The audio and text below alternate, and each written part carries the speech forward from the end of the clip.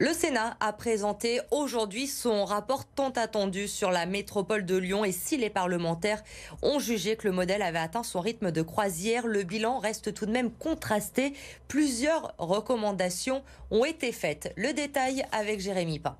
Parmi les propositions des sénateurs de cette mission, on retrouve le décalage des élections métropolitaines. En 2020, ces élections avaient eu lieu en même temps que les élections municipales, ce qui avait pu créer une certaine confusion auprès des électeurs. Les sénateurs préconisent un alignement des élections métropolitaines sur les élections départementales qui auront lieu en 2028, ce qui voudrait donc dire que le mandat actuel des conseillers métropolitains serait prolongé de 2 ans de présidence en plus également.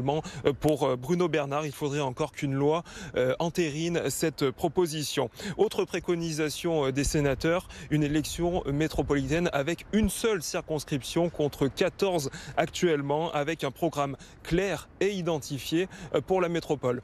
On écoute les rapporteurs de cette mission sénatoriale.